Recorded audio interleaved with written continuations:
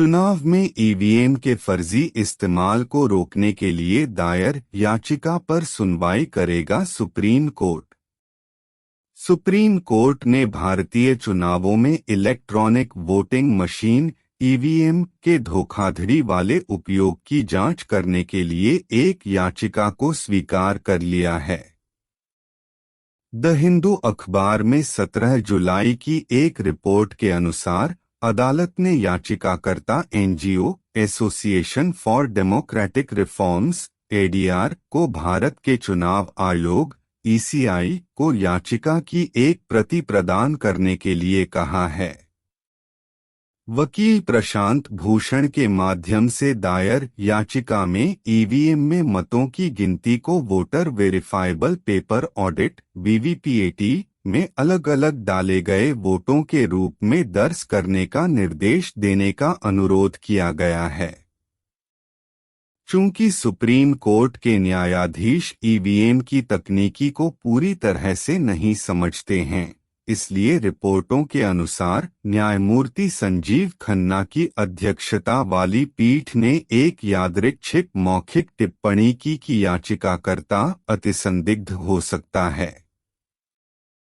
हालांकि कथित तौर पर शीर्ष अदालत 3 सप्ताह बाद ईवीएम मामले को सूचीबद्ध करने के लिए सहमत हो गई। इससे पहले ईवीएम मुद्दे की पूरी जांच कराए बिना सुप्रीम कोर्ट मनमाने ढंग से उन याचिकाओं को खारिज करता रहा है जिनमें ईवीएम के भ्रामक इस्तेमाल को रोककर पारदर्शी तरीके से चुनाव कराने की मांग की गई थी। चूंकि सुप्रीम कोर्ट के अधिकांश न्यायाधीशों के पास डोमेन ज्ञान की कमी है, इसलिए वे आकस्मिक निर्णय लेते हैं जिन्हें चुनौती नहीं दी जा सकती है। उच्च न्यायालयों और निचली अदालतों में स्थिति बदतर है। यदि आप आर्टिफिशियल इंटेलिजेंस एआई आधारित विशेषज्ञ प्रणाली के माध्यम से सुप्रीम कोर्ट का मूल्यांकन करते हैं, तो आप पाएंगे कि लगभग सभी निर्णय याचिकाओं को खारिज करना या निर्णयों में देरी या तो गलत या पक्षपातपूर्ण हैं। सुप्रीम कोर्ट ने आज याचिकाकर्ता एनजीओ एडीआर से कहा कि वह मुख्य चुनाव आयुक्त को अपनी याचिका की एक प्रति मुहैया कराए जिसमें इलेक्ट्रॉनिक वोटिंग मशीनों ईवीएम में मतों की गिनती को वीवीपीएटी में डाले गए मतों के साथ अलग से सत्यापित करने का निर्देश देने का अनुरोध किया गया है। हमारे लोकतंत्र के लिए एक बहुत ही महत्वपूर्ण याचिका, प्रशांत भूषण ने 17 जुलाई को ट्वीट किया। भारत निर्वाचन आयोग ईसीआई विपक्षी दलों की लगातार शिकायतों और इन असुरक्षित मशीनों के साथ बने रहने के लिए ईवीएम की भेद्यता के बारे में शोध निष्कर्षों की अनदेखी कर रहा है। दिसंबर 2022 में ईसीआई ने एक नई बहु निर्वाचन क्षेत्र रिमोट इलेक्ट्रॉनिक आरबीएम शुरू करके भारतीय चुनावों में ईवीएम के उपयोग का विस्तार करने की योजना की भी घोषणा की। विपक्षी दलों की शिकायत है कि प्रधानमंत्री नरेंद्र मोदी की भारतीय जनता पार्टी भाजपा ईवीएम में हेरफेर करने और भ्रामक रूप से चुनाव जीतने के लिए ईसीआई के साथ सांठगांठ करती है। लेकिन चुनाव आयोग, जो पूरी तरह से मोदी सरकार द्वारा नियंत्रित है, विपक्ष की शिकायतों को नजरअंदाज करता है और ईवीएम पर चुनाव कराता है और ज्यादातर भाजपा जीतती है। और हारे हुए विपक्षी दल चुपचाप चुनाव परिणामों को स्वीकार करते हैं और अगले चुनावों की प्रतीक्षा करते हैं। चूंकि ईवीएम के धोखाधड़ी वाले उपयोग के बारे में संदेह बढ़ रहा है, चैटजीपीटी या जनरेटिव प्रीट्रेंड ट्रांसफार्मर, जो एक कृत्रिम बुद्धिमत्ता या एआई आधारित ऑनलाइन टूल, पुष्टि करता है कि ऐसे कई तरीके हैं जिनसे ईवीएम को हैक और हेरफेर किया जा सकता है। विपक्षी पार्टी कांग्रेस ने हाल के चुनावों में भी ईवीएम धोखाधड़ी की शिकायत की थी।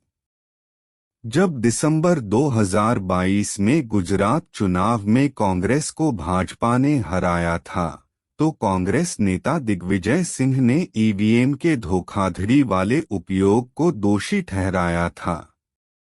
लेकिन उन्होंने ईवीएम में छेड़छाड़ रोकने के लिए किसी योजना का खुलासा नहीं किया। इसके साथ ही कांग्रेस प्रवक्ता पवन खेड़ा ने यह बताने के लिए एक व्यापक ब्रीफिंग आयोजित की कि कैसे पीएम मोदी की भाजपा द्वारा गुजरात चुनाव जीतने के लिए ईवीएम से छेड़छाड़ की गई थी। लेकिन उन्होंने भी चुनावों में भाजपा द्वारा कथित ईवीएम धोखाधड़ी से निपटने के लिए किसी विशेष रणनीति पर चर्चा नहीं की। कांग्रेस की शिकायत है कि voter verifiable paper audit (VVPAT) विकल्प के साथ इस्तेमाल किए जाने पर भी ईवीएम सुरक्षित नहीं हैं। यह भी देखा गया है कि जब ईवीएम में खराबी आती है तो वे केवल मोदी की भाजपा के पक्ष में मतदान करते हैं, जो कमल चुनाव चिन्ह के साथ चलती है। जाहिर है बीजेपी और पीएम मोदी हमेशा पेपर बैलेट और ईवीएम के दुरुपयोग की किसी भी जांच का विरोध करेंगे।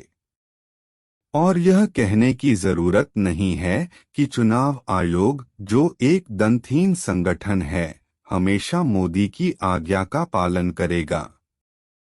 हालांकि टॉप टेक एक्सपर्ट्स का मानना है कि भारत में ईवीएम से छेड़छाड़ करना और कुछ खास उम्मीदवारों के पक्ष में फर्जी तरीके से चुनाव परिणाम बदलना बेहद आसान है। भारत में ईवीएम पर अपने अध्ययन में भारत, संयुक्त राज्य अमेरिका और नीदरलैंड के सुरक्षा शोधकर्ताओं का तर्क है कि भारतीय चुनाव अधिकारियों के दावों के विपरीत ये पेपरलेस इलेक्ट्रॉनिक वोटिंग सिस्टम महत्वपूर्ण कमजोरियों से ग्रस्त हैं।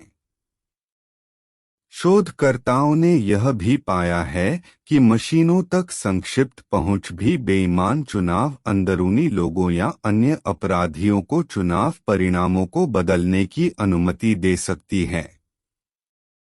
उन्होंने अपने दावों को प्रदर्शित करने के लिए एक वीडियो विकसित किया है।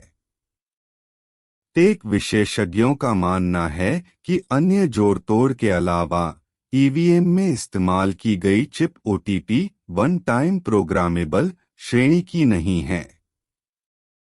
इसका मतलब है इसे किसी विशेष उम्मीदवार के पक्ष में वोट काउंट को बदलने के लिए प्रत्येक ईवीएम में प्रोग्राम किया जा सकता है।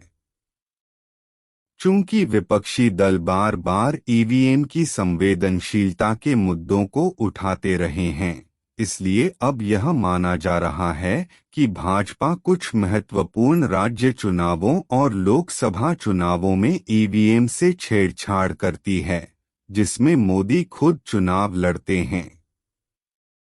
जबकि विपक्षी दलों के अधिकांश राजनेता अनपढ़ हैं, वे ईवीएम के साथ किए जा सकने वाले हेरफेर को पूरी तरह से समझ नहीं सकते हैं।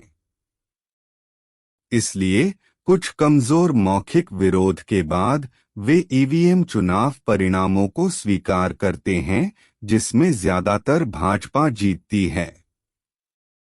अब ईसीआई द्वारा प्रस्तावित नई ईवीएम की संभावित शुरुआत के साथ विपक्षी दलों के लिए चुनाव जीतना और नई मशीनों की भेद्यता को साबित करना बेहद मुश्किल हो जाएगा।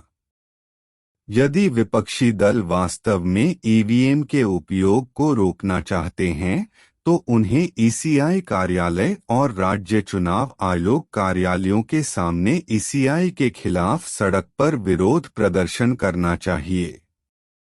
चूंकि निर्वाचन आयोग फिर से ईवीएम को त्यागने और चुनावों में पेपर बैलेट का उपयोग करने की मांगों को नजरअंदाज कर देगा, इसलिए विपक्षी दलों को हर चुनावी हार के बाद ईवीएम के बारे में शिकायत करने के बजाय भविष्य के चुनावों का बहिष्कार करना चाहिए। चूंकि सुप्रीम कोर्ट के न्यायाधीश और चुनाव अधिकारी ऐसा कोई फैसला नहीं लेते हैं जो उनके बॉस पीएम मोदी को नाराज कर सकता है, इसलिए ईवीएम मुद्दे के हल होने की संभावना नहीं है।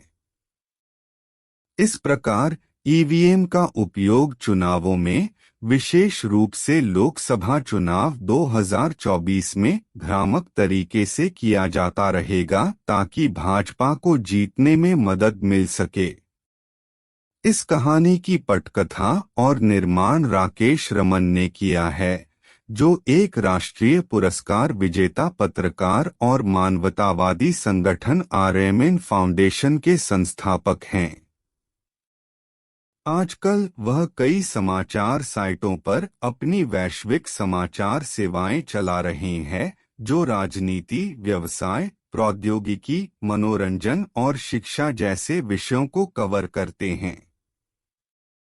आप इस वीडियो के तहत दिए गए संबंधित लिंक देख सकते हैं और अधिक जानकारीपूर्ण वीडियो देखने के लिए आरएमएन यूट्यूब चैनल की सदस्यता ले सकते हैं। आपसे हमारी आरएमएन न्यूज सर्विस को दान करने का भी अनुरोध है, जबकि दान लिंक नीचे दिया गया है। धन्यवाद।